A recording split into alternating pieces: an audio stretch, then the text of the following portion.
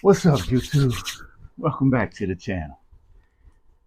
While real estate won't make you rich unless you do four things that I've discovered over the course of my investing career, the past 20 years investing in real estate, that if I could do it all over and I had this information, this is the approach I would take.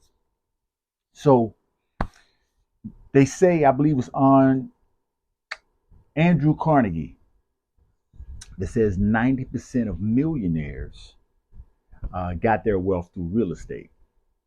Now, I don't know how accurate that is. Andrew Carnegie, he was 20th century guy and one of the richest people in the world at the time. But what I will say is I've discovered that a lot of wealthy people, aka millionaires plus, do have a lot of their wealth in real estate. And so when I started my journey investing in real estate, I was under this guise that, hey, man, if I can just get into real estate, that's all I need to become rich. And I'm here to tell you, that's not how it works. Getting wealthy in real estate or rich in real estate, I prefer the term wealthy, it's a crock pot. It's a tortoise and the hare game. And we all know the story of the tortoise and the hare. And my story consists of I actually jumped out as the hare in the race. Started acquiring properties in '05. I believe I got my first property in '04.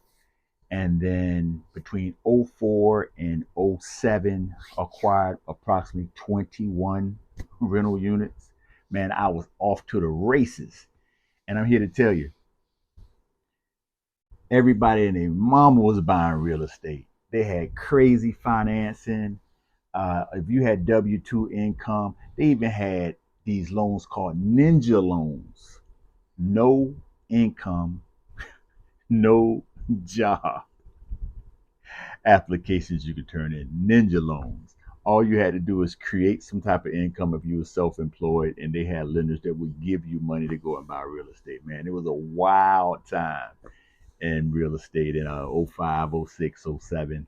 And for those who've been around long enough, we all know what happened in '08 and '09. The bottom fell out and the house of cards came tumbling down. And for those who made it out unscathed, a salute to you guys and gals. But I did not. I did not. And what I hope to share with you all tonight is four things I wish I knew then that I know now that hopefully will help you as you embark on your real estate investing journey. Because I'm going to tell you, it is a powerful tool to help you take your earned income and convert it into passive income, aka investment income. An income producing asset that can generate money for you without your efforts. And I'll keep it simple. The first property that I bought that proved to be successful was a duplex. And I'll get to why, if I had to do it all over again, I would take a different approach.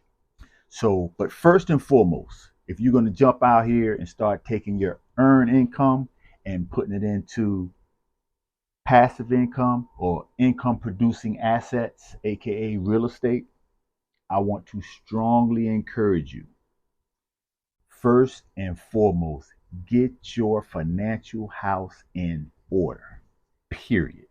Okay?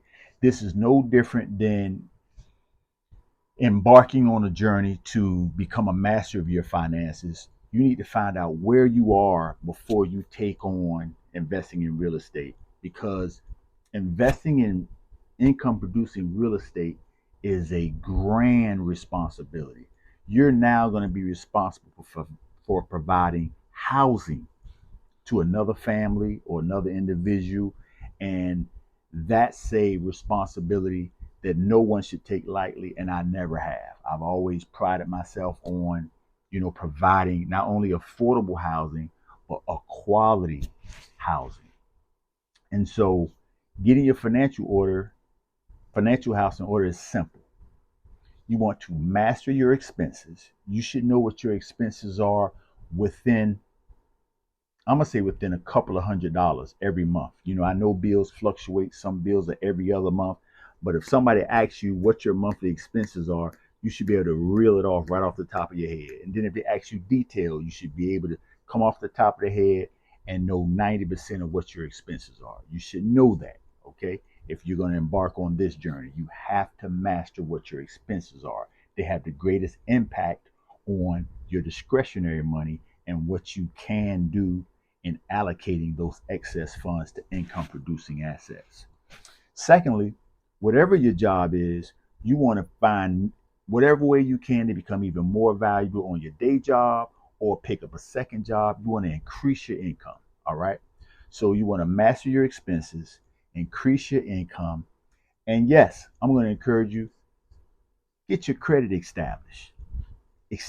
Find out what your credit score is. And if it's not 700 plus, do the research to find out what you need to do to get it up to that point, because all a credit report is, or credit score, is your report card on how you handle your business. Do you pay people on time? Do you borrow money from businesses or institutions and give their money back in a timely fashion?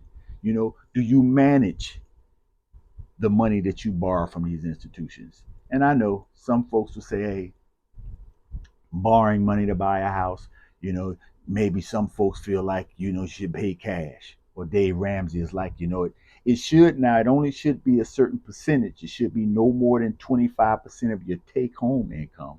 But we'll get into those specifics later.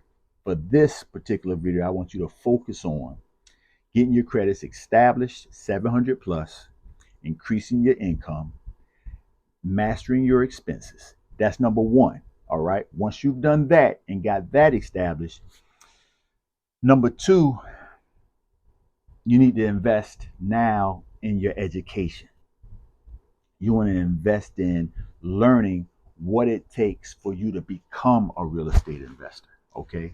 Who do you have to become in order to do the things necessary for you to actually have the opportunity to become an investor in real estate?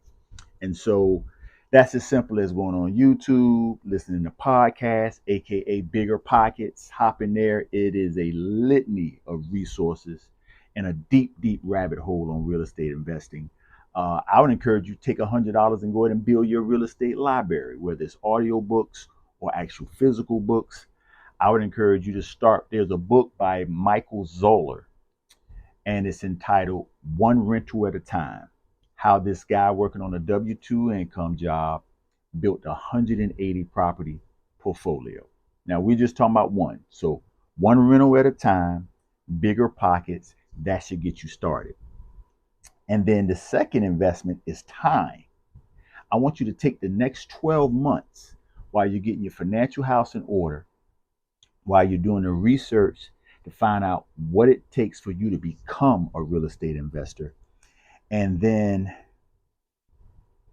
during that 12 months, you want to be allocating a portion of your discretionary income into a real estate reserve fund. Now, this is the third thing that I wish somebody had told me. And in my experience, it would serve you well. You're going to be able to qualify for some first time home buyer. There's some things we can do to finesse getting into that first property. And I think I'll make a video specific to that. But what I want to implore all my first time real estate investors to do is that once you secure that first property, make sure you have at least $10,000 in reserves specific for that property. You want it in case you have to get rid of a bad tenant, your AC goes out, the water heater goes out, you have to buy a new stove. You want to have at least 10 grand for reserves per rental property. But we're just talking about the first one. Let's get you the first one first.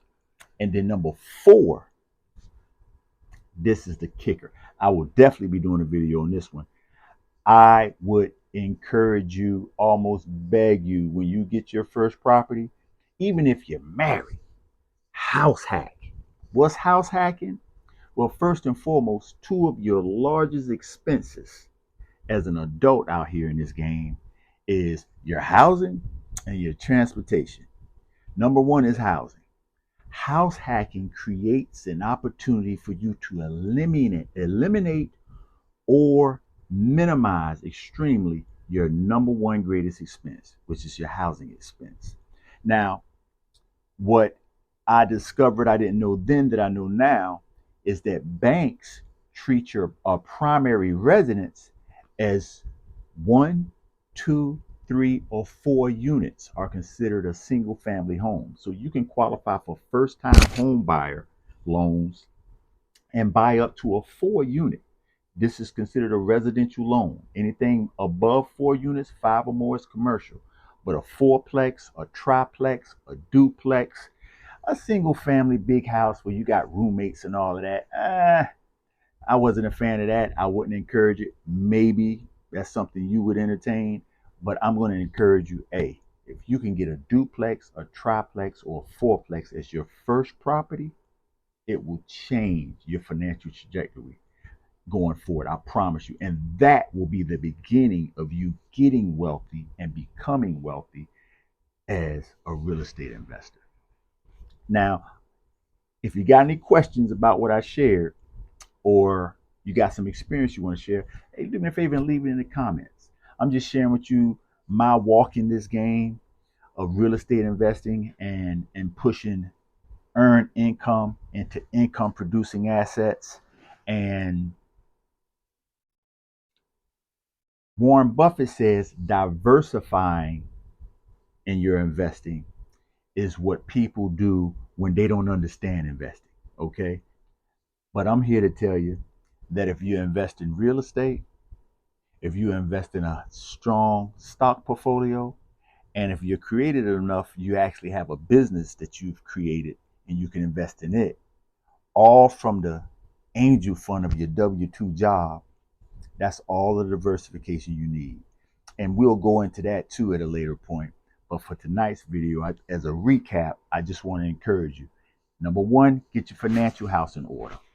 Okay, first and foremost. Number two, take the time for the next 12 months to educate yourself on real estate investing and put money aside over the next 12 months to get that reserve fund up. Because number three, having a reserve when you enter into this game is critical to your longevity and you surviving the vicissitudes of what it entails to become a successful real estate investor. And number four, house hack. Eliminate that major expense of housing.